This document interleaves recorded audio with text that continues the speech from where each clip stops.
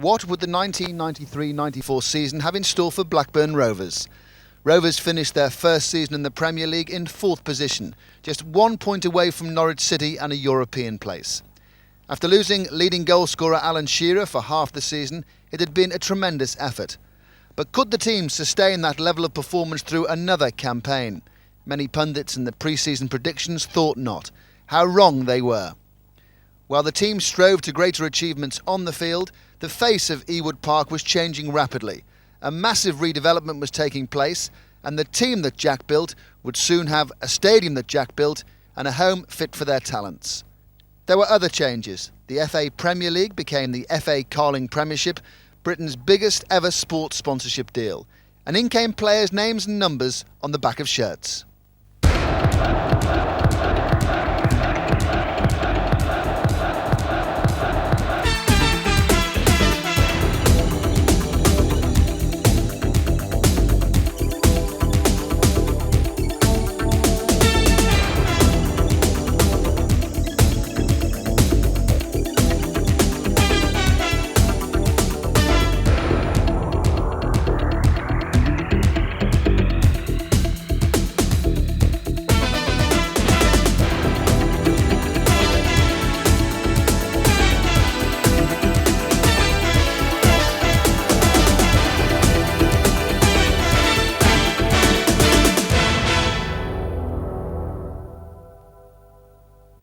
Blackburn Rovers began the new season in the same way they'd left off the old one, winning.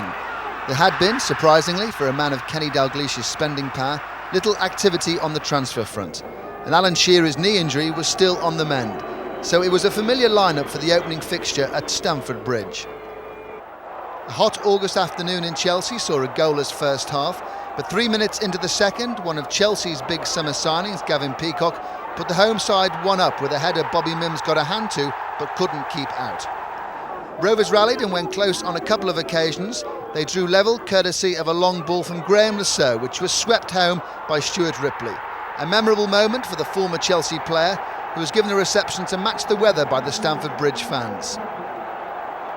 The day was complete for Rovers on 78 minutes when the Russian keeper, Dmitry Karin, could only palm the ball out to Mike Newell, and he made no mistake from close range.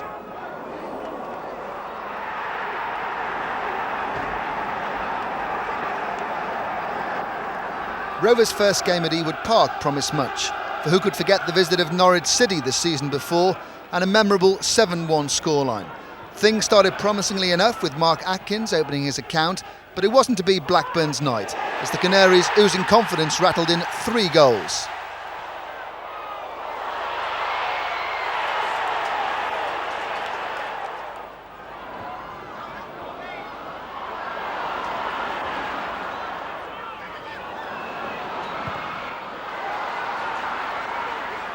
Jason Wilcox pulled one back, but Norwich ran out comfortable winners.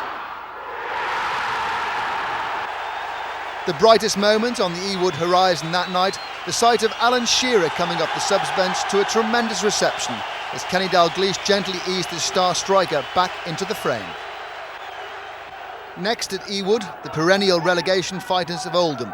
The game won by a typical Kevin Moran intervention with his battle-scarred forehead. Not the best of matches, but 3 useful points.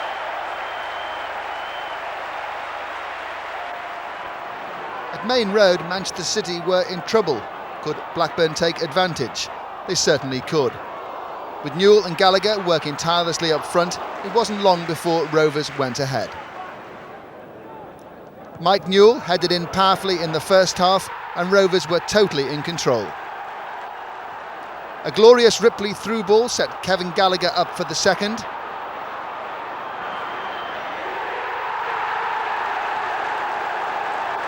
Rovers could even afford the luxury of a missed Mike Newell penalty. The points were much more important though. The last match in August meant a trip home for Alan Shearer, with the Geordie-born striker desperate to be given a full outing, but he had to be content with a place on the bench. Kenny Dalglish opted for caution. And Shearer returned to the ground where he stood as a young boy, with admiration for his boyhood hero, now Newcastle manager Kevin Keegan. Few chances in the first half, The game burst into life in the second, and in front of a passionate crowd, Andy Cole was doing for Newcastle what Shearer had done for Blackburn. It was Cole that put the Magpies ahead with a tip. Rovers' hopes were lifted when Shearer, who had been pacing the touchline, was released into the action 3/4 of the way through the game. The inevitable didn't take long in coming. Tim Sherwood put the ball through, and Shearer, with a show of control and a finish, announced that he was back.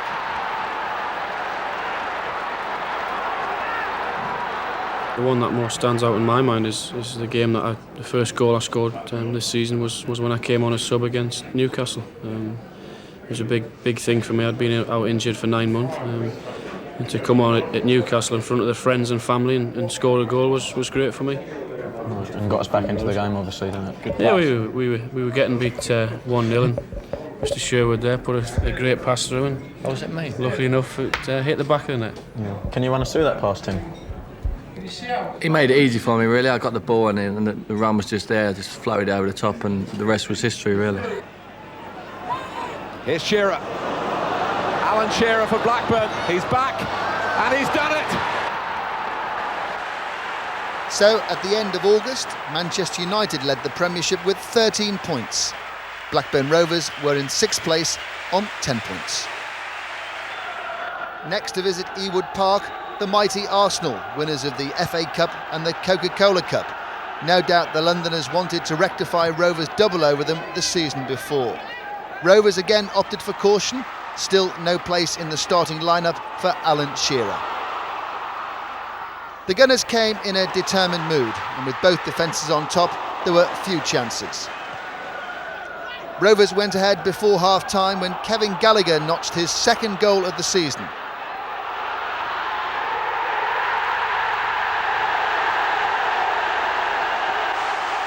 Arsenal applied more pressure in the second half.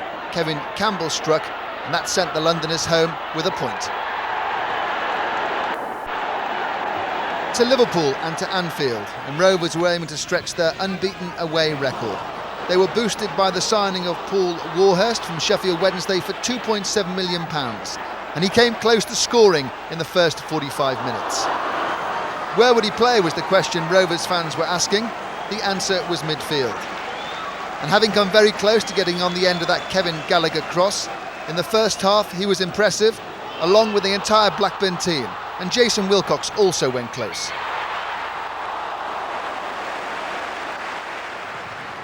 Blackburn came forward throughout the match, and after 54 minutes Tim Sherwood hit a drive which Bruce Grobbelaar turned over for a corner. The pressure was on, and from the kick when the ball Blackburn Rovers. Delight for Kenny Dalglish.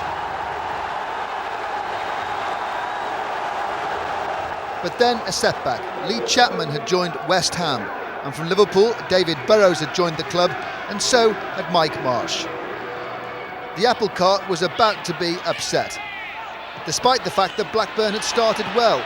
Paul Warhurst put in a drive, which Ludo McGlasgow did well to save. 10 minutes before half-time, a confident West Ham took the lead. The communication breakdown between Henning Berg and Bobby Mims allowed Chapman in to score a debut goal. Alan Shearer was introduced as Blackburn fought for an equaliser, but they were frustrated, Mike Newell in particular, although McGlasgow's goalkeeping was a vital factor. Victory for West Ham was secured with 20 minutes to go. Trevor Morley's header on the day conquered Rovers. The next home match, the Coca-Cola Cup tie against Bournemouth, was significant, not only for the 1-0 victory, it marked the moment everyone had been waiting for, a full game for Alan Shearer. And guess who got the goal?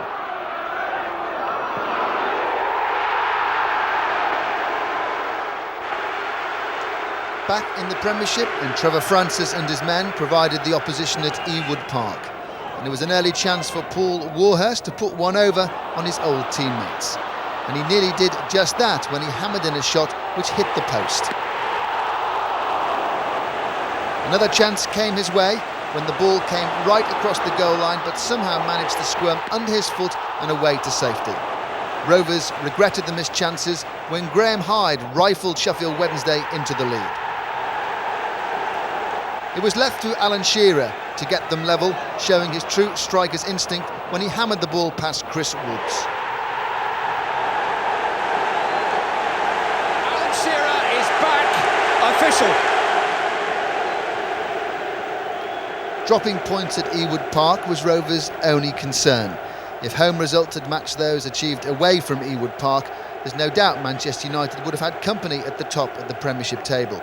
At the end of September, Blackburn Rovers were 8 points adrift of the champions. The first game in October saw Rovers travelling to the bottom side in the Premiership, newcomers Swindon Town. With Alan Shearer back in the swim, Rovers carried much more of a threat and comfortably brushed aside the Wiltshire club. The game was marred though by a serious injury to Paul Warhurst, who suffered a broken leg as he tried to break into the penalty area. A sad moment, no one likes seeing stretchers on football fields. Swindon Town at the bottom without a league win yet. Finding life in the Premiership very tough. No more so than this afternoon.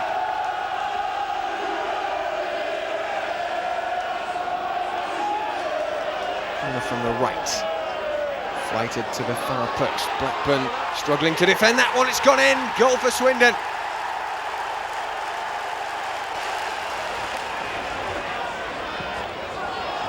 Now May, as he picked out Shearer. Shearer will leave it there for Wilcox, who hits a stinging shot. And a chance for Gallagher to run. Kevin Gallagher back onto his right foot. What a run! Saved the first time by Digby. And Gallagher, that was almost a terrific goal. The Swindon keeper made that important stop. A good block, but he just waltzed through the defenders, toying with them. Great run by Gallagher, but unrewarded. Blackburn still searching for that elusive second. And here's Shearer, and Shearer hits a shot and a great save by the keeper. Well, a terrific double save there. First Gallagher, second Shearer, and he's kept Swindon in the game.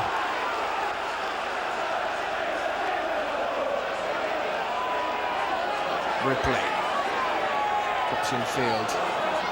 Nice little ball there again. Now Shearer.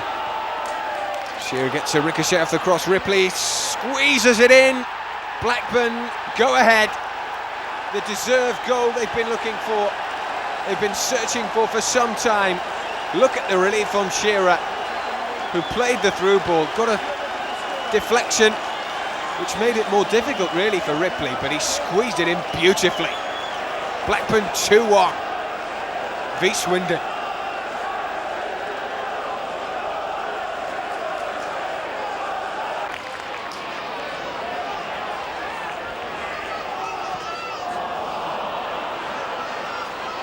Sherwood, nice little pass. Shearer out to Ripley.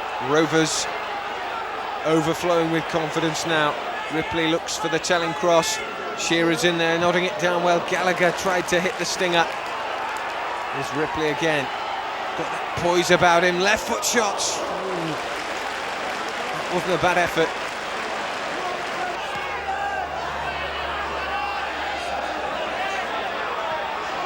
Stuart Ripley, good tackle.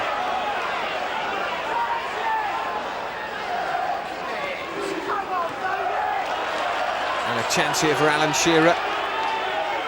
Just pauses a little bit, holds up play, now plays a quality ball through. Chances, oh, side netting. Side netting, and Blackburn were staring 3-1 ahead in the face there. Shearer's ball, sheer quality. And side netting.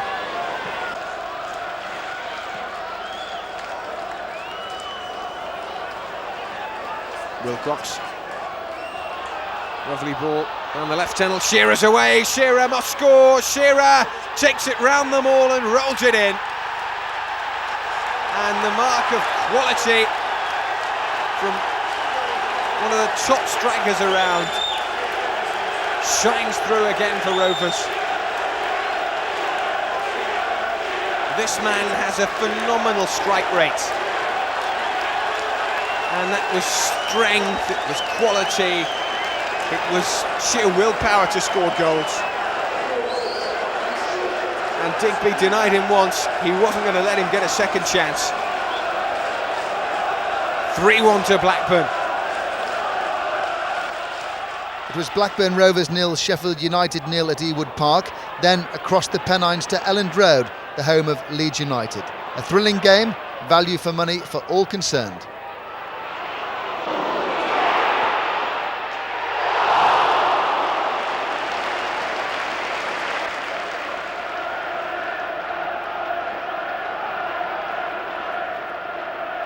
Nice pick up there by Sherwood, out to the right, and Ripley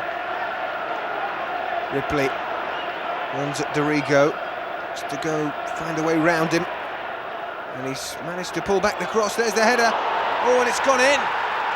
It's been forced over the line, and Blackburn are ahead. Rovers stealing ahead in this match, right in front of the Kop end at Leeds. Ripley, his cross got a deflection off Dorigo. Newell managed to bobble down the header. Beanie, well, straight in for Shearer, and he doesn't miss them from that range, does he? Alan Shearer. He cannot stop scoring.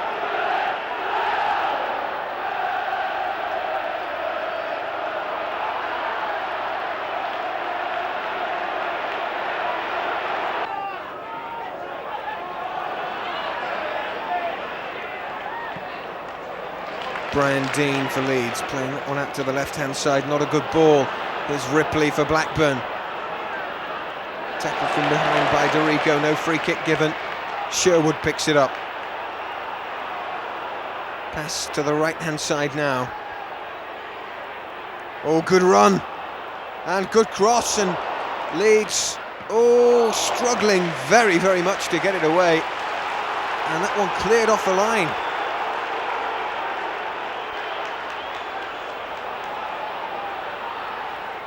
Well played, and Blackburn have got another chance here to go further ahead. It'll be a corner for Rovers.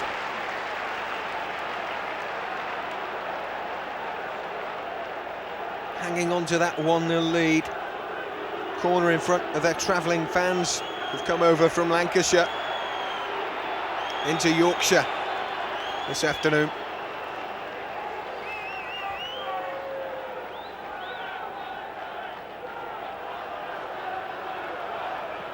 Good corner, dangerous to the far post. Leeds don't fully clear it. Ripley, ooh, teasing cross, and a second. Blackburn go 2 ahead, and the ball in by Ripley was class. He went round McAllister and drilled it in along the floor. Beanie stuck to his line, and there was the second goal of the game. And it's Alan Shearer again, his second of the match, and again he's in the right place at the right time.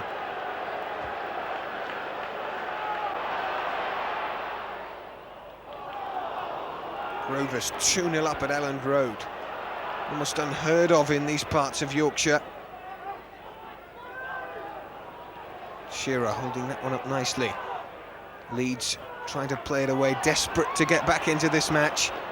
McAllister to the edge of the box. Dean's trying to bustle his way through. Leeds get a penalty. Brian Dean earned it. He was trying to force his way past with brute effort. And, well, not quite sure what it's been given for. But the referee awards a penalty to Leeds United. Oh, quality penalty. That was unstoppable.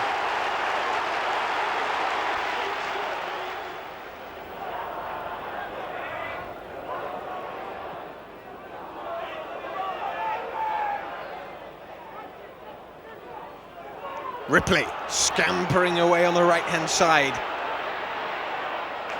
Good tackle. Fine tackle there. Batty for Leeds. Gary Speed running in the midfield. Tackled there. It will be a Blackburn free kick. Taken quickly. And Shearer! Oh, a hat-trick for Alan Shearer. And that sent him wild. Shearer cannot believe it. A hat-trick away from home. Credit to Newell. Presence of mind to take the free kick quickly. Lobbed it over for Shearer. Leeds were sleeping. And just look at the finish. Cannonballed into the corner. Rovers 3-1 ahead now. And at that scoreline, a comfortable win for Blackburn Rovers, or so you'd think. But of course, Leeds United had other ideas, and they fought on trying to get themselves back in the game.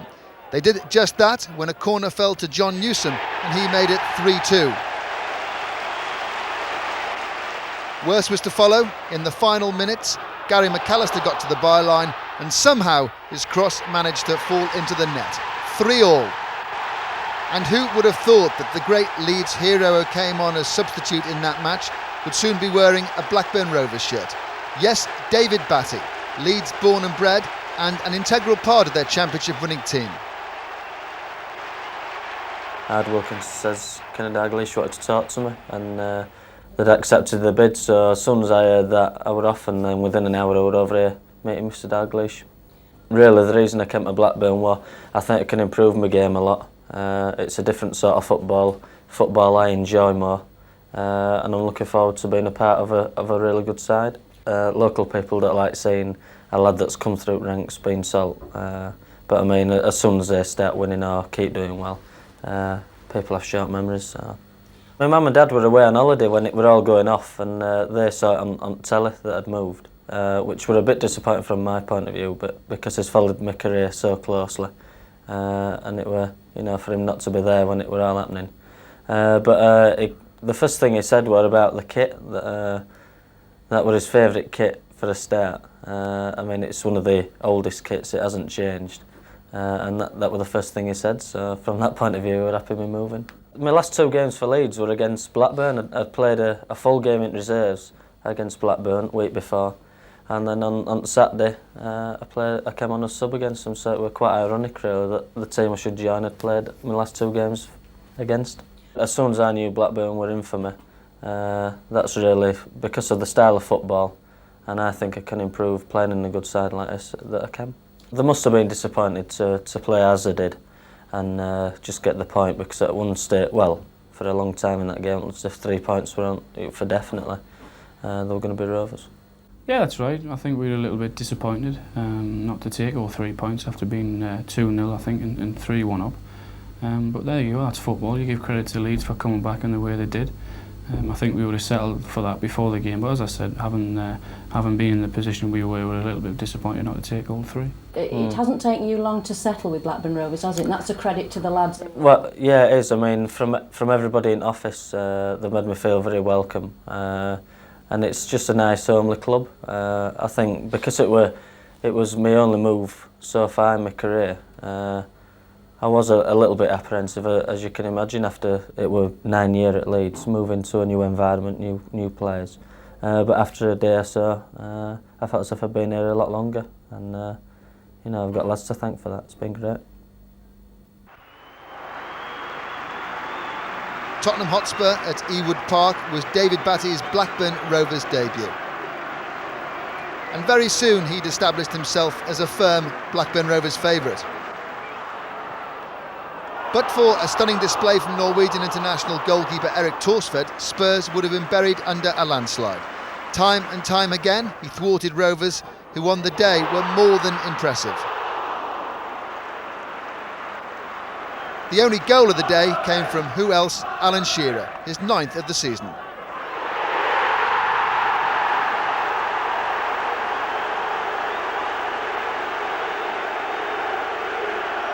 So the dawn of November saw Manchester United still leading the Premiership on 34 points, with Rovers tucked in 4th position on 23 points. Kenny Dalglish, who's always believed in bringing the best possible players to Ewood Park if they were available, got the chequebook out again just a few days after spending £2.7 million on Batty. This time it was a British record fee for a goalkeeper, and Tim Flowers arrived from Southampton for £2 million. I've enjoyed it very much, to be honest with you. I was very pleased to be given the opportunity to come here, and I mean, the lads haven't let anyone down, have they? They've had a great season, and we're all looking forward to European football next year. Ironically enough, Tim Flowers' home debut was against his former club Southampton, and this second half save perhaps showed why Kenny Dalglish was so keen to bring him to the club. By that time, Blackburn were already one up, a first half penalty from Alan Shearer. That was simple enough, but the goal that secured victory was perhaps one of the goals of the season. Kevin Dalglish.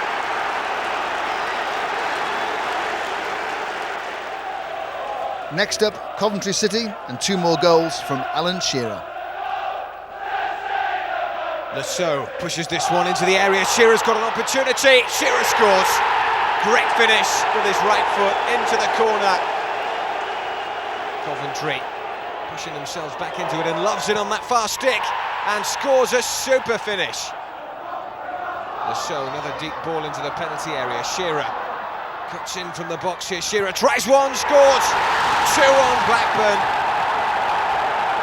Magnificent goal. Shearer takes it round Babb and then slides in the shot. No luck at Ipswich Town for Blackburn Rovers. So looking at the table, Manchester United were on 44 points, Blackburn 15 behind on 29. December got off to a bad start with Tottenham Hotspur knocking Rovers out of the Coca-Cola Cup, but normal service resumed in the Premiership when Chelsea came to Ewood Park. Graham Saux had emerged as one of the Premiership's top players, and the fullback made his way forward and smashed a volley past Dimitri Karine for the only goal of the first half. And Saux! Graham Saux with a moment to savour his first goal for Blackburn Rovers, and it comes on his biggest day so far at the club. Big thank you to Mike Newell here, in my opinion, because he keeps the ball in play. This isn't an easy cross, but look how well it gets up on top of Johnson. And this set's really inviting for Graham Saux. He can take on the volley, and it gives Karine absolutely no chance. Look at Newell's jump there. He can't score, he knows that, but he keeps it in the danger area. And the rest for Saux. Still going to the last. Attack being the best form of defence for Blackburn in this situation. Nice ball by Berg to Ripley, while the home supporters would like a fine memory to finish here, and they have got it from Alan Shearer. The next game, away at Oldham, saw the welcome return of Jason Wilcox, absent since early October, suffering from what had thought to be a serious chest infection, but in fact was Legionnaire's disease. Shearer continued with goal scorer's disease and put Blackburn Rovers ahead.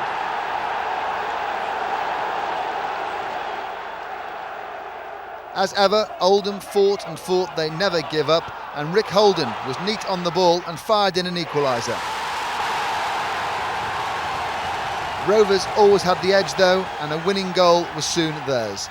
Tim Flowers' long kick forward, and it was Mike Newell that bore down on the Oldham goal. His effort was half saved. The Predator Shearer was on hand to secure 3 more points.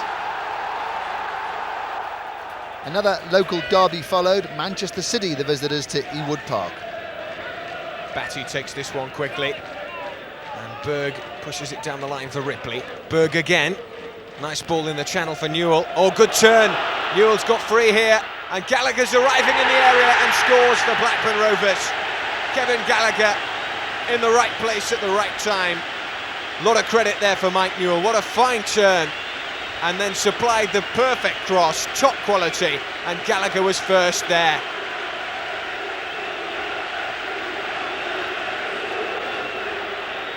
Good challenging by Ripley. Batty always there. And Gallagher again, scorer of the first, helping it on for Ripley. Ripley, good crosser of a ball, needs good delivery here. He's just ridden that challenge. Another opportunity, a near post ball. Batty turns. Oh, nice little ball there. Gallagher, Shearer. Yes, finally it goes in. Alan Shearer claims it, and Blackburn are 2-0 ahead. Shearer takes the credit for the finish, but again, beautiful work by Ripley there. Batty here, and so unselfishly by Gallagher, and Shearer with the finish. Boxing Day and the game everyone had been waiting for. Blackburn Rovers away against Manchester United. Just wonder if he'd attacked it with a little bit more belief, whether he might have got in first.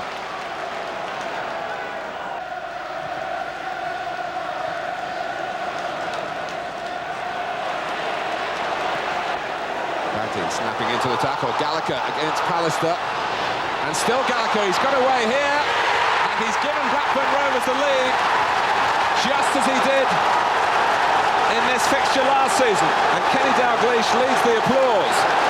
Gallagher up front now with Newell off, and really looking the part, Andy. This is a goal of immense quality. He's so aware about Pallister's position, and then he's got the pace to take Bruce out of the plan, and then he's got the composure to flick it over. Schmeichel throwing himself, but this is wonderful quality from Kevin Gallagher.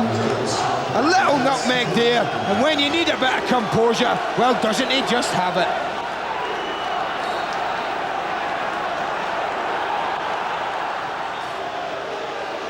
Shearer, not an easy ball to cross. Bruce got his head to it. Sherwood smacked it in. My word, he connected brilliantly with that. Wilcox, it's a deep one. Shearer. That's a corner, surely. I was just going to say. That must be a corner. He almost squeezes it in the top corner. Just watch this. It's a magnificent leap from Shearer. Gets up early. It's heading into that top corner. And I think Peter Schmeichel, look at that, gets a full hand on that and knocks it wide.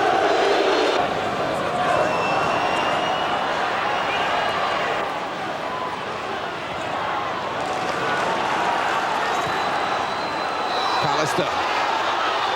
And Sharp has taken this in his stride. Giggs going towards the near post. And bodies around him. Blackburn smother the danger, but at the expense of a corner. Colin Henry again was magnificent in there. He knew he had to make the tackle count against Giggs at the near post, and he did so. Look at the goalkeeper, Mark. He's on the edge of the box. Has come up. Well, it happens all the time on the continent. You don't see it very often here. Pallister gets the header in. Flowers makes the save. And Paul Ince has put it away.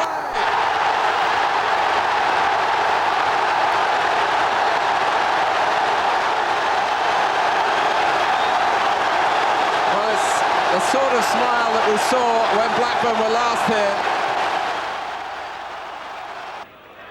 The home game against Everton 3 days later marked the biggest crowd of the season so far at Ewood. Every ticket sold in a now enlarged stadium with the lower section of the Blackburn end open. And the fans liked what they saw. Rovers controlled the game, and Everton under caretaker manager Jimmy Gabriel struggled. Batty, infield for Sherwood. Little touch there for May. And now Berg. Gets that one down the line. Good nod on by Shearer. Gallagher's in there chasing. Southall may have dropped it. Well, he was fortunate that he got a second bite of the cherry. Gallagher's such a handful. Showed his pace there, and Southall was a little worried and a little bit all at sea. May again with a free kick here for Blackburn Rovers. He's hit that one long, and the knockdown falls for Wilcox. Shearer hits one long, and Southall makes the save. Good effort from Alan Shearer. Batty twisting and turning in the midfield. May, little push on for Hendry. He may have given that one away. An Everton attack with Beagrie on this left-hand side. Beagrie to the edge of the box. Oh, he's managed to squeeze in a shot. Simple save for Flowers.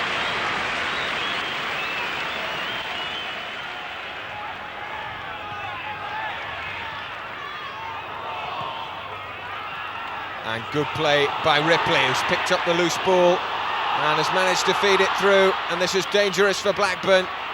Great play by Gallagher, needs to get in the cross. He's got support arriving now. And Batty again for Sherwood, his midfield partner. Little 1-2 by Tim Sherwood there. Delivers the cross. Shearer's there. Oh, what a goal by Blackburn. Alan Shearer finds the corner at the end of a sweeping move. Super finish. Good play by Batty, but here's the little 1-2 that was so important. And Sherwood hooks his foot round the ball to deliver that cross. And just look at the finish.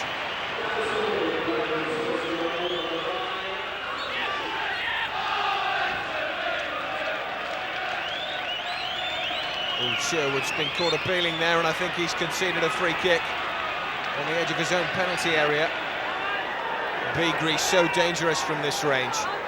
Former Sheffield United player hits it hard. Owen Flowers struggled to keep it out and tip it round. Beagrie, real cannonball effort round the wall, and Flowers in the end was happy to see it go behind.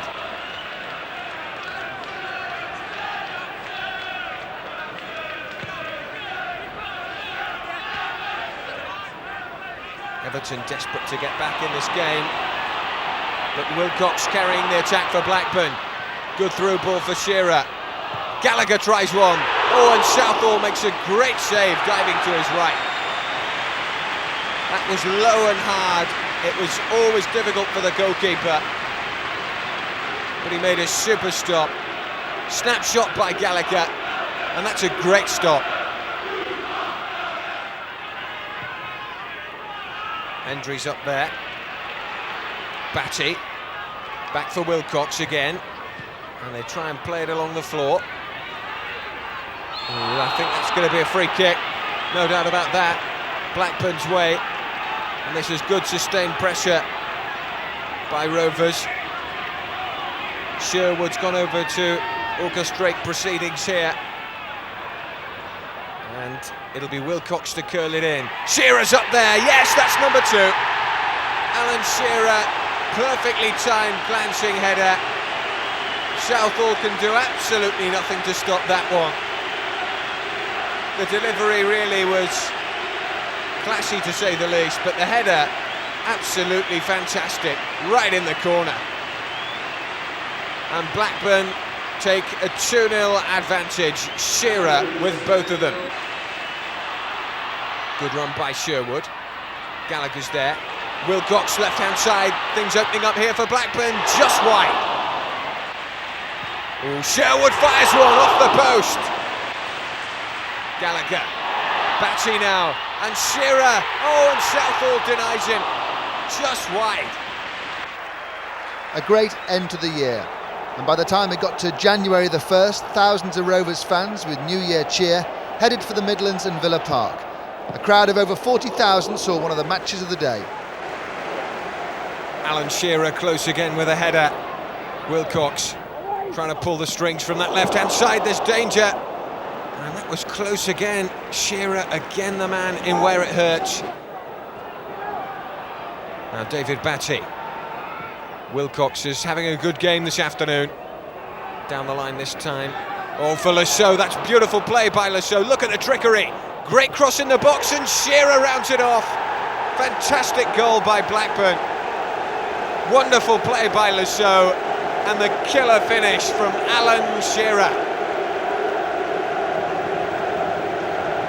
Well, Batty just slipped that one down the line, but just look at this by Saux. Superb nutmeg. He's down the line, he's in there, and then he delivers the perfect ball, and Shearer says thank you very much.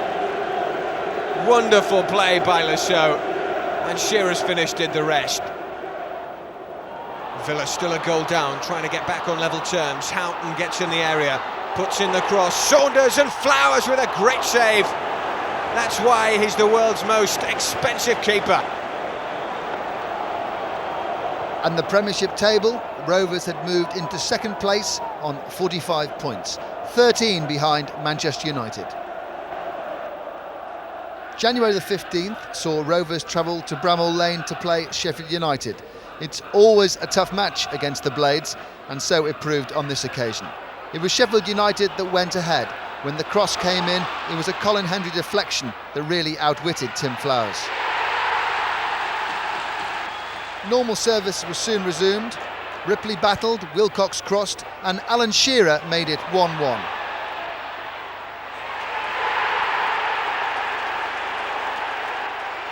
A second Rovers goal came in the second half. When the ball comes across, look out for a possible handball. No need for an appeal. Alan Shearer doesn't miss from that distance.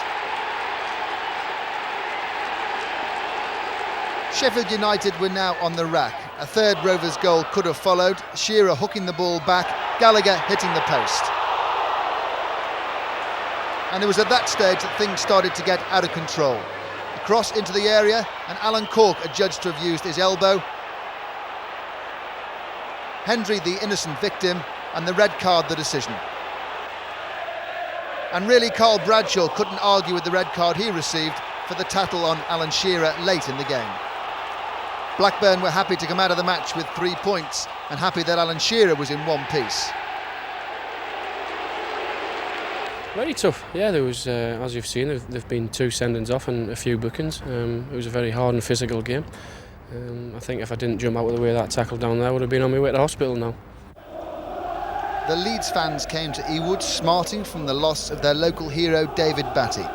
It's best to try and forget the disgraceful behaviour before the match, when a minority of their supporters disrupted the tributes to Sir Matt Busby. The Leeds team were obviously upset by the episode before the match kicked off. Gallagher. It's a clever throw, it's caught Leeds out, it's Tim Sherwood, and it's Mark Beanie. Another move very much in keeping with the early shape here at Ewood Park. Well, the tempo's up and Blackburn are up for it. There's a couple of options here, Tim Sherwood. But look at Mark Beanie, he stands his ground very well indeed. That's good goalkeeping. Ripley, another Blackburn Rovers raid here. Leeds struggling to cope with a fast start from the home team. Wilcox. Ripley joining Gallagher and Shearer in the centre. Shearer! The speciality from a very special player. Well, he should go over and thank Jason Wilcox, because that was an absolutely delightful cross. Great pace on the ball. He's wasted 1 or 2, but look at the quality that this lad's capable of. There's no way Fairclough can touch that, and he scores an own goal. And Shearer, well, he's not going to miss this. A rise on the volley, 4 yards out, 3-1. He'll be odds on soon in these bookies' odds, but it's all to do with that wonderful cross. It really was.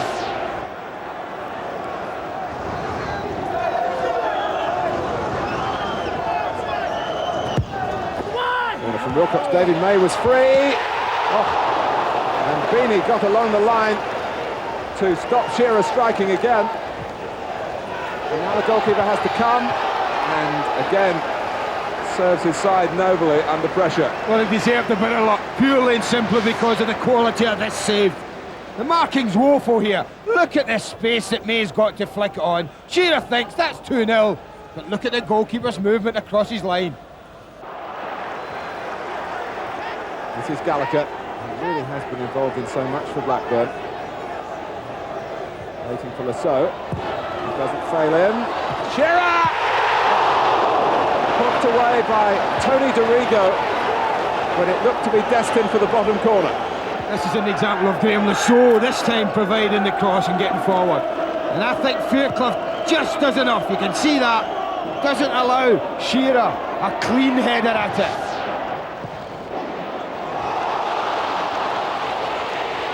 Still seeking the second. Sherwood trying to steal in for it. And it hits the post from Wilcox. Fairclough. It's muddled away.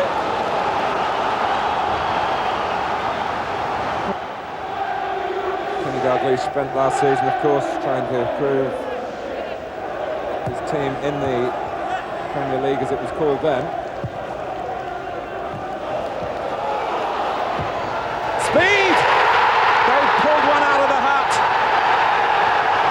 Henry Speed back in the side after injury in the best possible way. A lifeline for Leeds United. Well, can Blackburn snatch it back? So, Shearer! He has done it! He haunts Leeds again. A sensational ending even by Shearer's standards. And Kenny Dalglish perhaps can hardly believe it. Leeds certainly can't. Well, again, it's another quality cross, but this time the header is magnificent. Pemberton can't stop Saux, but look at that for a header. Absolutely textbook stuff, it really is. Gets up early, gets on top of Fairclough's shoulders, and not only that, look at the power and direction he manages to put into the header. It's quite magnificent. What more can you say about this guy? Game not over yet. Speed, Strachan. That's great work from him. It comes from Newsom. Blackburn have kept it out. And that might be the last scare.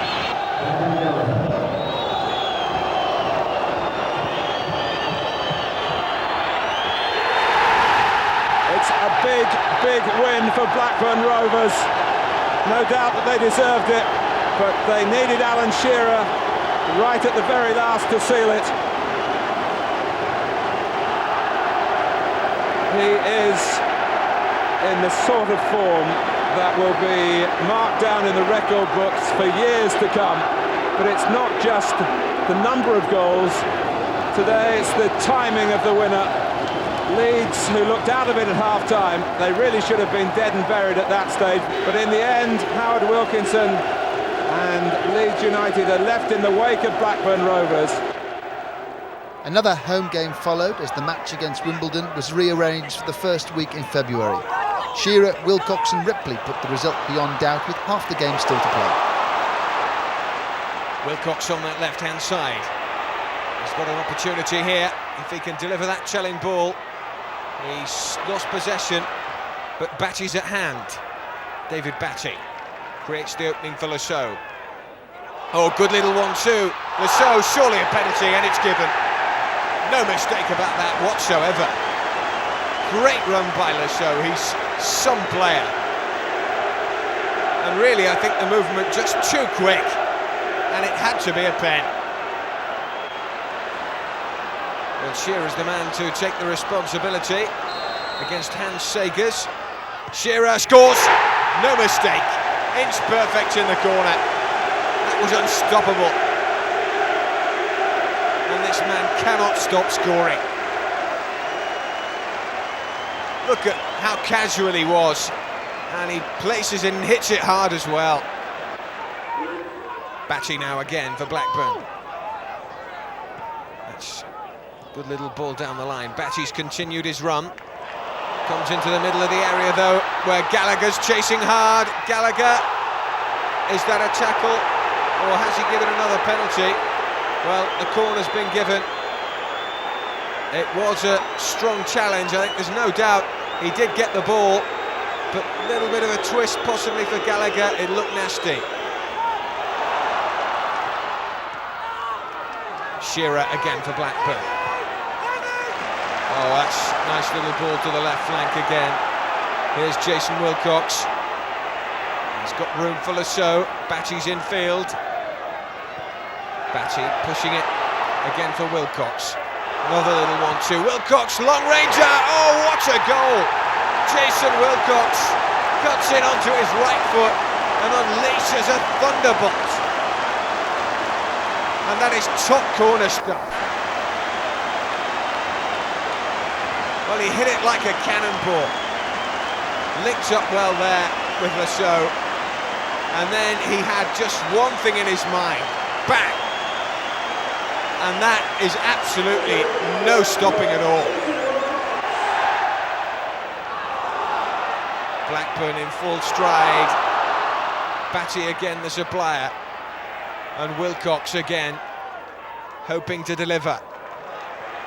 And then he's tried to thread that one through the middle. Batty plays it in for Saux again. Oh, and the cross is a good one. There's danger in the area, and Ripley's at hand to score. That puts it well beyond doubt. 3-0 Rovers.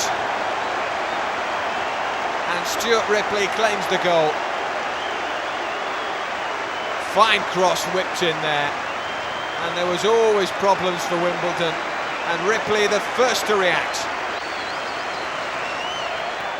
A great performance, but hardly a game to remember for Tim Sherwood. A dislocated shoulder wasn't much of the birthday present. He was 25 the day after. There was a shock in store in the FA Cup replay against Charlton. Rovers lost. And could they banish their FA Cup disappointment at Tottenham, the team who knocked them out of the Coca-Cola Cup? Mike Newell was still absent with a worrying knee injury, and Rovers' performance made their fans wonder just how they could have lost that cup tie in midweek. The first goal of White Hart Lane illustrated the teamwork in Blackburn's makeup. Shearer, Gallagher, Ripley, Berg, all involved, goal.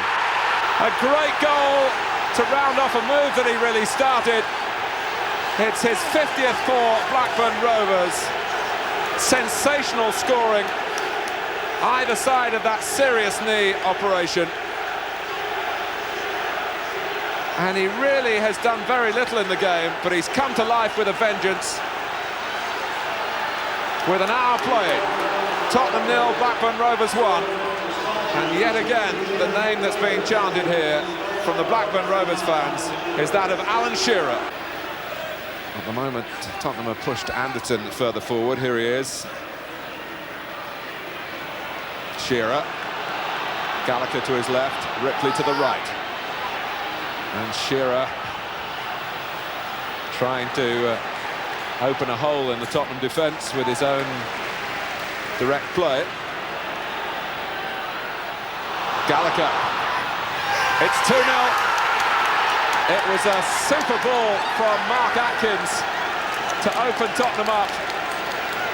And Gallagher guided it beyond Walker. And Blackburn have the comfort now of a second goal. Kenny Dalglish's team worried here about the centre of midfield and the absence of Batty and Sherwood, but Atkins with a lovely pass from that position, and Gallagher finishing it all off very tidily indeed.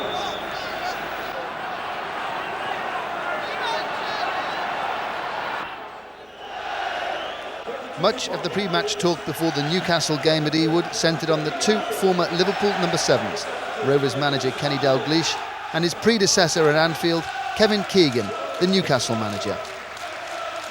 The goal that won the game from a corner, David Batty's clever header landed at the feet of centre-half David May. He smacked it in. That made it 10 out of 11 in the Premiership, championship form in anybody's book. A midweek trip to East Anglia, and it was Alan Shearer's striking partner Kevin Gallagher who was to make the headlines this time round. On 31 minutes, he put Rovers into the lead, beating Brian Gunn with an angled drive.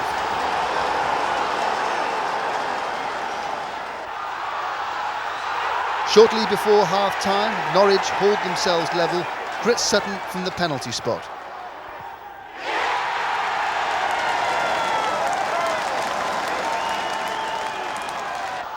The Norwich cause wasn't helped when they lost John Poulston, sent off for a second booking.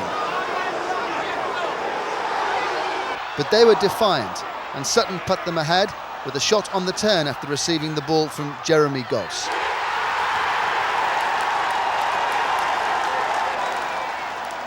But back came Rovers. Kevin Gallagher broke their resistance with a splendid second goal, hitting a shot from 20 yards which flew inside the left-hand upright. And it was a sad afternoon at Arsenal. Kevin Gallagher breaking his right leg midway through the first half and effectively ending his season. A sad afternoon for the Scottish striker, who'd been enjoying a great season. Arsenal's Paul Merson was a danger throughout. He scored the only goal of the game after 73 minutes, and that was Rovers' first defeat in 13 games. So, at the end of February, Manchester United were still in the driving seat, but that once mighty lead was down to 7 points. United had a game in hand, but in 5 weeks were due at Ewood Park. March the 5th, and a very important day in the race for the title. Rovers entertained Liverpool at Ewood Park, while Manchester United looked for revenge against Chelsea, the only side to have beaten them in the Premiership so far. Rovers took the lead with a splendid break down the right, an excellent Stuart Ripley cross avoiding everyone except Jason Wilcox, who was charging in at the far post.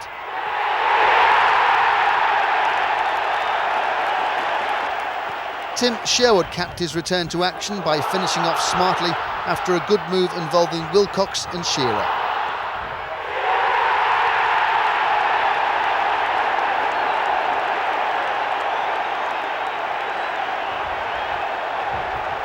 When the news came through from Old Trafford that Chelsea had beaten Manchester United, it was party time at Ewood. Who would have thought the United's 16-point lead in January was now down to just 4? A magnificent achievement by Rovers after a surge of results to put some life back into what many had thought was a dead Premiership race. It was 2 weeks before Rovers were in action against Sheffield Wednesday at Hillsborough. United had only drawn at bottom club Swindon the day before. Here was an opportunity to take advantage. Mike Newell made a long-awaited return to the first team after recovering from a knee ligament injury. It was his first appearance for 3 months.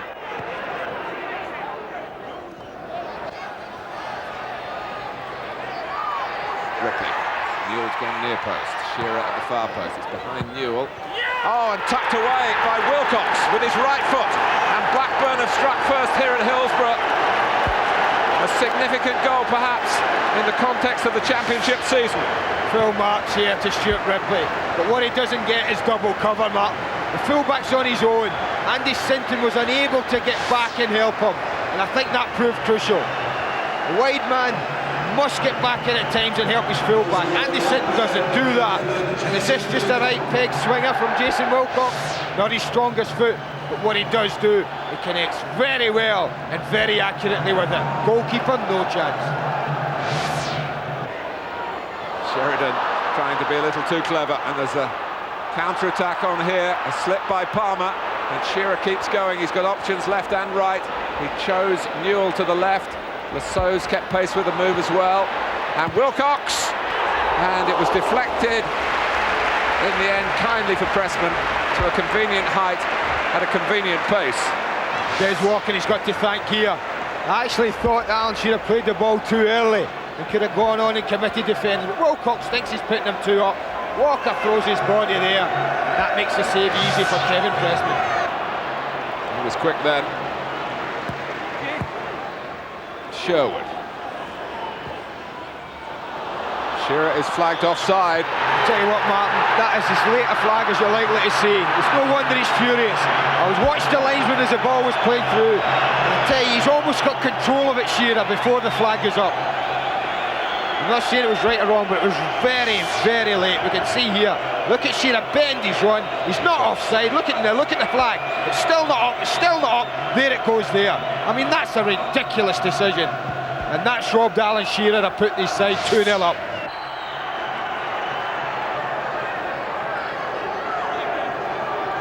As it is, they're still in the game, controversially. Coleman. And it's ended up with Bart Williams right on the line. In for the equaliser. Is it Williams, Mark? Is it Gordon Watson? Who's claiming this goal? I think Watson's claiming it, but whether Bart Williams, who had a goal taken off him by Ryan Jones earlier in the season, actually finally nudged it over. Yes, it's Watson. No, he misses it. And I think you can tell from Bart Williams' reaction that he didn't get anything on this. I don't think the defending's very good here because Coleman had lots of room. Sherwood. May gets it forward, 2 up for Blackburn. Shearer and Newell, of course, joined by David Batty on a real break from midfield. Batty! And still, well, Pressman kept his shape, and Batty, looking for his first Blackburn goal, made the chance for himself with a driving run but couldn't take it. What a chance though for David Batty, it really was, Mark. But I wonder what Carlton Palmer was doing here. Look at him, he should be going to close him down. He backs off, he backs off, he backs off. Batty's got a clear run at goal.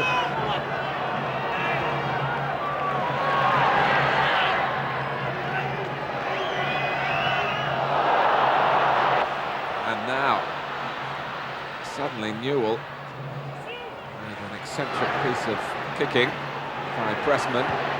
And Newell and Wilcox, oh, he's missed it! Which seemed much harder to do than to score. Well, he misses it because it's his left foot and he's curling it away from goal, but Ripley again does everything right in going in there. And you think he's just going to side foot it and it hits him on the heel. He doesn't really side foot it as such. And that's the reason it went wide. Batty. Ripley. Well, it had Pressman committing himself to the dive. I'm not so sure the goalkeeper was getting across to this, Martin. I mean, Ripley hits this extremely well. Doesn't rise very far off the ground, and was he getting across for it? I'm not so sure. It's Blackburn at the moment who are asking most of the questions. Looking to push forward, looking to test the Wednesday backline and goalkeeper.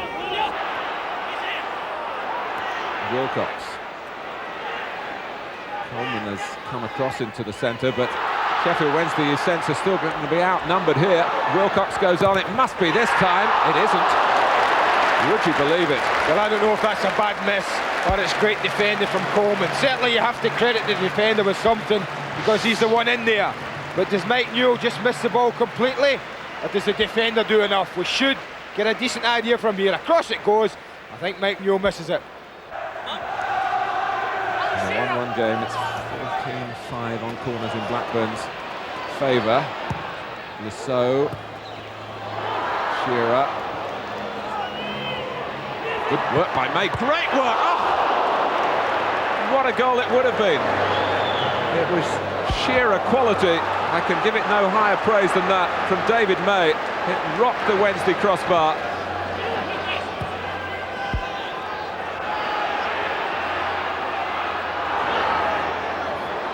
Batty. Newell tries his luck. Can hit Nielsen. May's in there again. Hendry's in there. And it's up and over.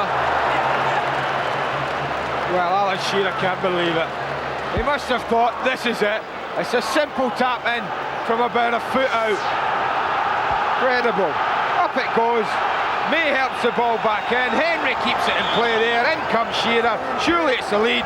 No, it's not. Pressman gets something on it, and it stays out.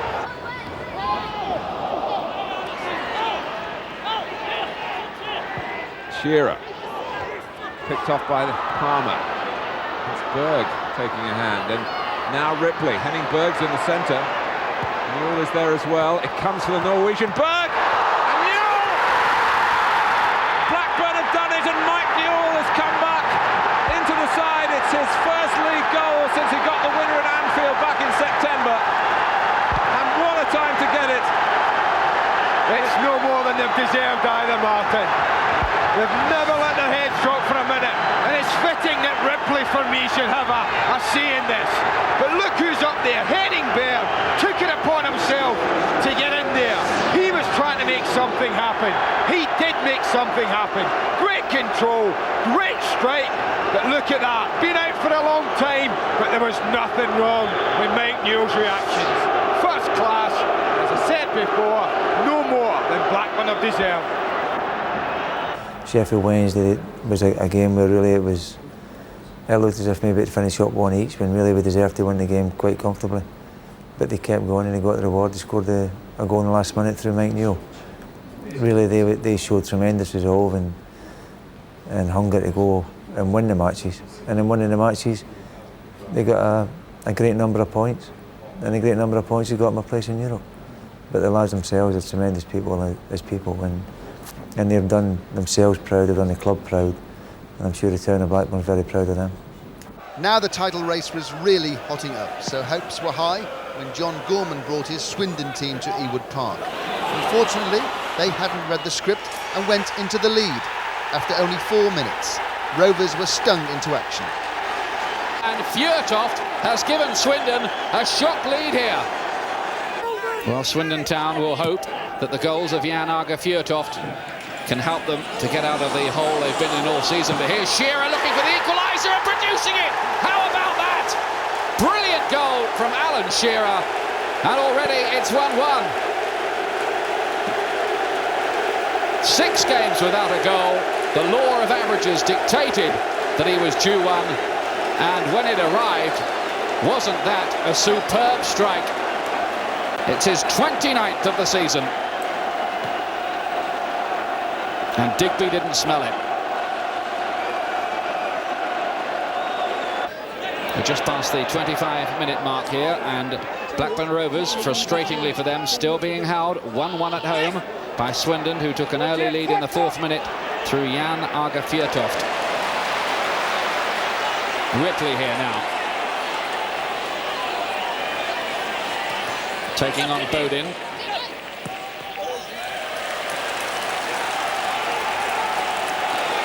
Blackburn having the throw. Shearer.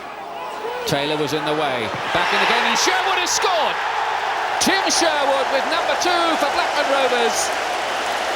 And that was very, very deftly done by the Blackburn Rovers skipper. It's his 3rd goal of the season.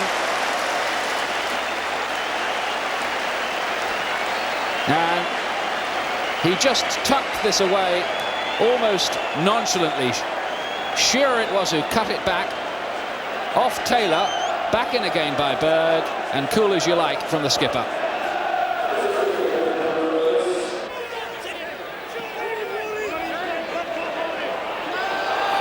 Here's Sherwood. Wilcox and Shearer were ahead of him. Instead, he chooses Ripley on the right. Kilcline gets it away, and Ripley going down. Was it inside the area? Is this going to be a penalty kick? It is.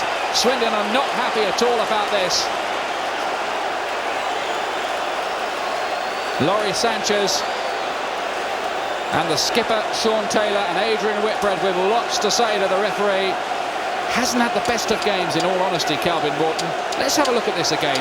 Ripley gets the crossing. It's headed away. And back goes Ripley again. Under Nyholt's challenge. Now this might tell you more. Well, I think Ripley just fell over his legs. Well, it's a terribly long wait this for Alan Shearer before he gets to take this, and it's not going to improve his nerves, although he's the coolest of customers, of course. Right, is it number 30 for the season for Shearer? Now he's taking his time. Here he goes. And just about.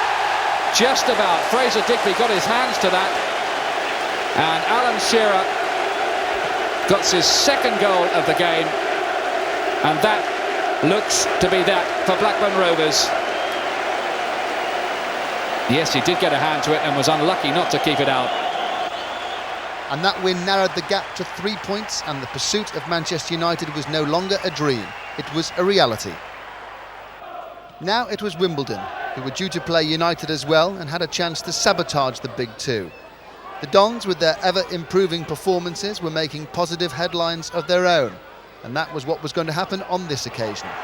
It had seemed business as usual, after a slick piece of work by Tim Sherwood set up Jason Wilcox to put Rovers into a half-time lead. After the break, it was a very different story. Wimbledon rattled in 4 goals in quick time, 3 of them coming in 7 minutes. A second-half nightmare for Rovers, but it was only their 2nd defeat in 17 league games. And the view of manager Kenny Dalglish, it was their 2nd below-par performance of the season. So how would Rovers react to such a defeat when the next game was against Manchester United, the team that had led the table since August the 21st and now 6 points clear of Rovers? There was a supercharged atmosphere at Ewood Park. Shearer getting support from the right back Berg. Oh, Pallister! So close to an own goal. That's a very good start. Great run from Henning Berg. And this is a horrible ball to deal with if you're a defender. Pallister knows he has to make contact. He can't allow it to go across his face. And he's so close to putting it in the net. And back to Sharp. Pallister on a little run of his own. What a run from Gary Pallister!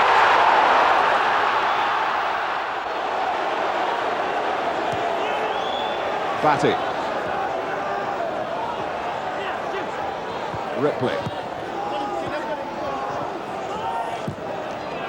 May. All trying to steer it off and has done.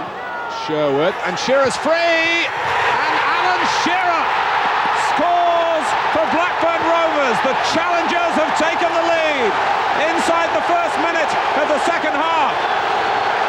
Well, it's about the first time anyone's put a cross of quality. And I tell you what, you'll have a big thank you to Tim Sherwood. Berg drops it off. Look at Sherwood's cross, it's absolutely beautiful. And I tell you what, this is a magnificent header. We admire the header against Leeds United late in the second half that gave them a victory. We stand and admire another header of supreme quality from Alan Shearer there. Sherwood, and Wilcox is away. Ripley keeping pace with him. Shearer's there as well. Wilcox going on and going for goal himself. And 4 Blackburn players are out of the game as United use the ball quickly. Keane with what has been his trademark, the run from midfield, sharp with the cross. Kanchelskis, what a shot! An amazing shot, all credit to Tim Flowers for keeping it out. Diggs coming across, leaves it for Ince.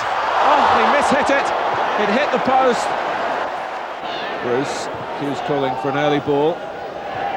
Berg stopping him getting it. Ripley. Shearer chasing it on, he's behind Pallister, can't pull him down. There's the inevitable outcome. They're off the bench. Blackburn Rovers. Shearer strikes again. 2-0. Well, Gary Pallister's hardly put a foot wrong, and there's nothing he could do about this. I think he knew, as soon as this ball struck by Ripley, that he's in trouble. He looks over his shoulder, and Shearer's got a yard. He gets his body in front of him, he takes it on his weaker side, but it's setting up lovely for them. He hits the target, and he gives Schmeichel no chance. What a priceless goal that could prove to be. Schmeichel no chance, Blackburn Rovers every chance.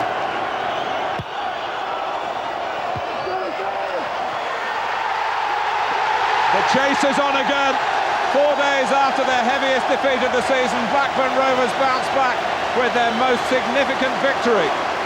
The league leaders lose at Ewood Park to 2 second-half goals from Alan Shearer. The first absolutely crucial for Kenny Dalglish and company, coming so early after the restart, inside the first minute. And the gap is back to 3 points. 7 games for each side still to play. Manchester United, masterful for so much of the season, could yet be caught by their dogged, Dalglish-driven pursuers. The bookies that had stopped taking bets on the title were forced to think again. What price Rovers now? The gap was just 3 points. I think the Man United game at home would be all of ours, really. You know, it meant it's the biggest game we've played this season, and there was a lot of talk in the press, like building up towards the game, and the talking had to stop, and we done the business. But unfortunately, they've gone on and won the league, and next year we'll try and put things right. Like Tim said, the Man United game was just fabulous from all of the team, and it's just great to play him. And Tim, is there any specific game that stands out in your mind from this past season? Well, it's going to sound boring, but beating Man United, I'd never played in a team that had beaten Man United before, only other than extra time in a cup game. And probably my debut as well, although we lost to QPR. It was nice to actually get moved up here and you know, get to Blackburn and play, you know, some class football. I mean, it was a tremendous reflection and reward again for the players. I mean, they went out in every game to give it their best, and there wasn't many games where they failed to do that. We've always tried to emphasise the importance that the fans can play and give the players confidence and realising that when they come to play at Ewood Park, then at least they're on our side. And to their credit, they worked tremendously hard to try and encourage the boys and give the lads a lot of confidence. And I think both sets of people, the fans and the players, have a mutual respect for each other. 2 days later, in the busy Easter period, Rovers were in action again. The wind was blowing a gale across a three-sided Goodison Park, making conditions extremely difficult. Rovers seemed to be playing well within themselves. Everton obviously were lacking confidence. And Tony Cotty's so close, and Everton have really started brightly. Newell now though for Blackburn, out for Wilcox. Puts in the early cross, it's hanging up there. Ripley from the right, Newell again pokes it in at the far stick, and Blackburn have the lead. Mike Newell on target. So Wilcox again to bring this one forward. Blackburn in their stride now. Wilcox has got a bit of an eye for goal here. Oh, that's a terrific strike. 10 yards outside the area. Left foot shot. And it rattles in off the woodwork. And not a chance for Southall.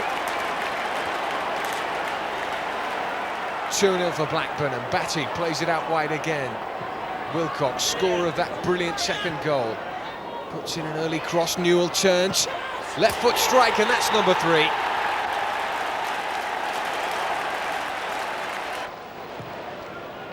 Against Aston Villa, Rovers were looking for their 13th consecutive home win in the league. They opened brightly enough.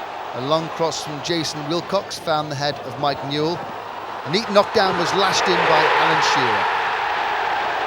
Alan Shearer with his 30th league goal of the season and his 33rd in all. Well, the deadly duo combine again.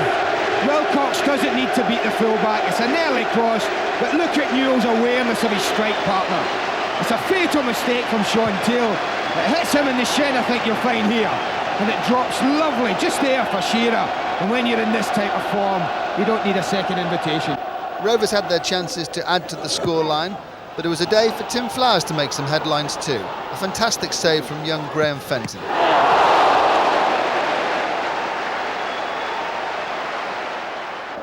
April the 16th and a tricky fixture at the Dell. Southampton had come back from the dead at Norwich the week before to win 5-4. They were fighting for their Premiership lives with Matthew Le Tissier in menacing form. It was Ian Dowie who put the Saints ahead.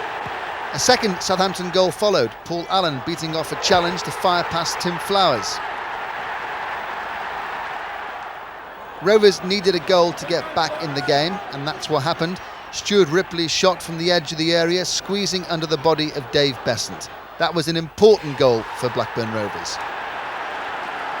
But despite a tide of attacks and numerous missed chances that on a normal day would have been scored, it was Southampton that came out on top. In what were becoming rare raids, the ball struck Tim Sherwood. Referee Joe Worrell pointed at the spot. The Rovers players were furious. They felt the ball had hit Sherwood in the face and not on the arm. On that decision, the game turned, and Matthew Le Tissier sent Tim Flowers the wrong way. Looking back on the events of the season, what was the turning point at which it became clear that you weren't going to catch United? I think we always believed that we were good enough. I think maybe there was a little bit of writing on the wall when we got a penalty kick given against us when it hit Tim Sherwood in the face at Southampton. Maybe there was just a little message there for someone that maybe this year wasn't going to be our year. But the lads gave everything they had. Even when things were going against them, they battled on. And after a United win in the Manchester derby, the pressure was now on Rovers to take 3 points against Queen's Park Rangers. The best effort of the first half, a volley from David May which struck the crossbar. Mike Newell had to leave the field with a recurrence of a knee injury. He was replaced by Paul Warhurst alongside Alan Shearer. But as half-time approached, Warhurst won a free kick on the edge of the box. Alan Shearer stepped up and fired home a majestic goal. Well, what more can you say about him? He's lost for words. A spark of genius here. It's a magnificent free kick from Shearer. He's alive, he's alert. It's typical of a guy who scored 33 goals this season. With just 7 minutes left, Queen's Park Rangers had a free kick outside the Rovers box. From the bounce off the wall, the ball broke to Reedy, who slid it past Tim Flowers. The crowd was stunned. Rovers rallied for one last charge when they saw that man Reedy again clear off the line from a valiant attempt by Colin Hendry. Obviously, you've been nominated as Sports Writers Player of the Year. How do you feel about that? Great honour. I mean, if you look at the list of the players who have won that, there's some really big names there, and it's a great honour for me to be alongside them now. When I said it, when I got it, the first thing I said was it wasn't an individual, it was a team award for Blackburn. We've all done very well this year, and as I've said always, I couldn't score the goals without them. The players themselves would share a little bit in the glory that Alan got from being named the Football Writers Player of the Year.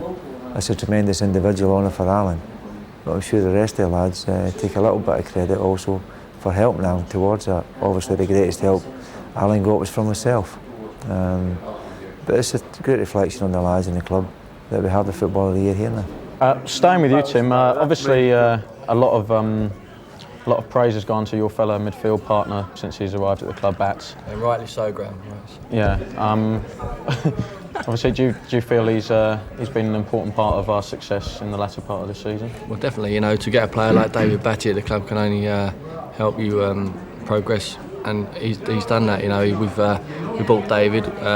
Players who were in before David have done a good job as well. You know, we're still up there in the league, and Dave come and took us to another dimension. Really, you know, especially he's helped me out in midfield there. He's hard working and he's very creative as well, which people didn't really give him credit for. So I can't give higher praise for Dave really. And you obviously both work quite well together on away trips as well. Yeah, we've got quite a good. We're quite a formidable force on away trips actually. Yes, you're talking about in the hotels. Yeah, we like to mess around a little bit, but so do the lads, and we have to be on our toes to nullify attacks from other rooms. Right, that's very good. That's very important, obviously, being a midfield player and being able to do that. Crucial night followed on the Wednesday, with Manchester United facing a test of character at arch-rivals Leeds. Rovers had to travel to the East End for the game at Upton Park against West Ham United. Wilcox, lovely play on the left. Good right foot cross, Berg's in there. Super header. Great goal for Henning Berg. Got just ahead of the defender there and got the faintest of deflections to stick it right in the corner. And Blackburn are ahead.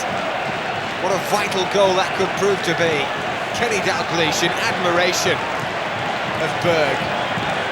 Wilcox played a big part in this, didn't he?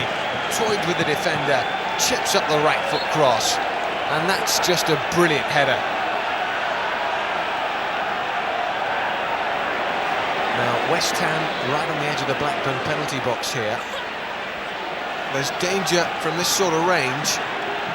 Bishop can hit them from here. Martin Allen is not bad either, and the wall in fierce preparation for this. Allen looks like he's shaping to hit one. It's deflected and in, and Flowers can just look on as Martin Allen pegs West Ham back on level terms.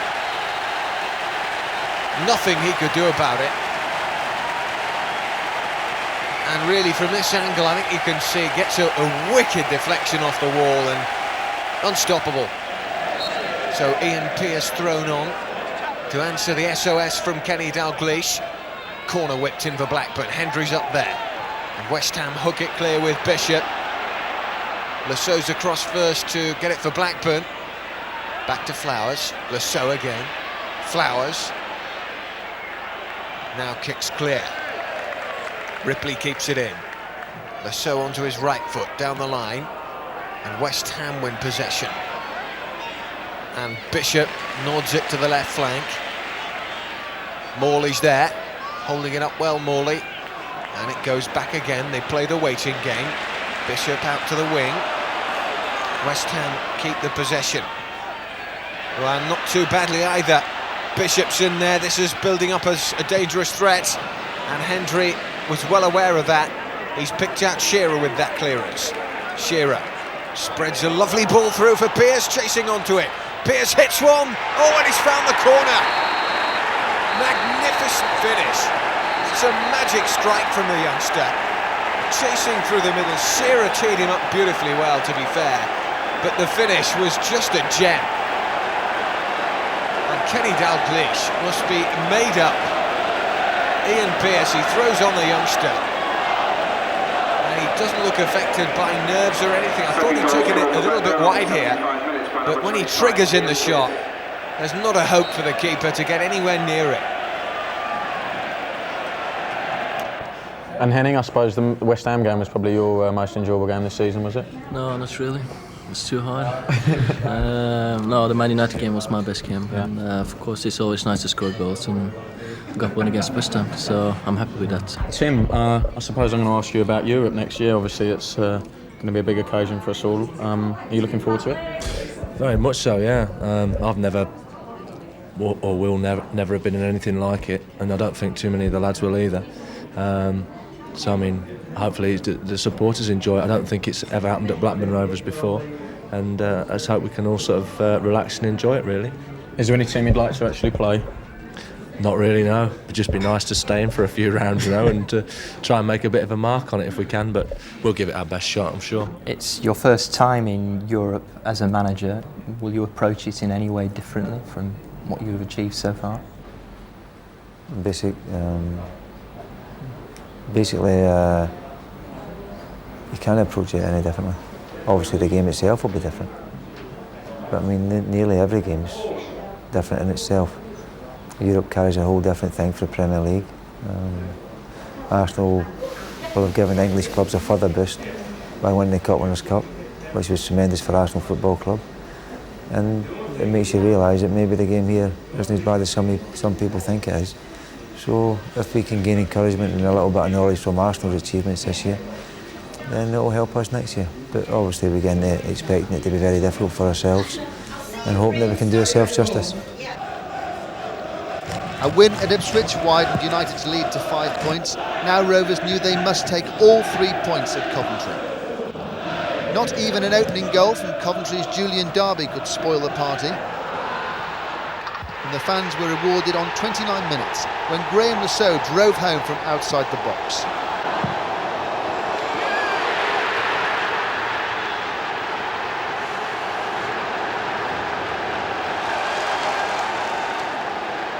Rovers then had a period of domination in the game, but wilted in the second half, as Coventry threatened and then struck again through Derby. The race was over and Rovers were beaten, but the fans rose to salute the marvellous efforts that had gone before. Into Europe next season, Jack Walker, I gather, has said that that's 12 months sooner than he had expected it to be. Did you ever set a target for achieving that, and is it sooner than you had expected? There was no target set for us. I never set the players any targets. I've never set anybody any targets, other than to give off the best. And if you give off your best, you get reward at the end of it. You've told me something there that Jack was expecting to get in next year. Well, I never realised that. So, I mean, if he's happy, he deserves to be happy, because without Jack Walker, none of this would have been possible. And everybody here owes him a tremendous debt. I mean, he's put an awful lot of finance into it, but he's also very honest and very loyal to Blackburn Rovers. He loves the club and he really loved the town, and he's given a present back to the town. And it's surely it's the least we can ask, that everybody gives us their best to try and make it as successful as we possibly can for Jack and for every one of us. The way the supporters have got behind the team and the way the players have responded to the supporters, I think that's the thing that's been more apparent this year than it was last year. I think obviously there's a greater number of people coming to watch now, and they're coming to support the team, and the lads really appreciate it. And I think the people are starting to appreciate the efforts the lads are putting in. And I think for me that's been the thing that's been one of the biggest changes, really. And so to the final game of a magnificent season. No longer merely Uncle Jack's blue and white army, but Uncle Jack's European army. Win, lose or draw, nothing could kill Rovers fans' party spirit on this afternoon. But for Ipswich, it was an occasion of deadly earnest, their Premier League future hanging on this and a handful of other games around the country. Whilst the score remained 0-0, Ipswich was saved, relegated, and finally saved as the scores at Goodison and Stamford Bridge fluctuated. And despite the scoreline, the action at Ewood was just as frenetic, with excellent chances at both ends.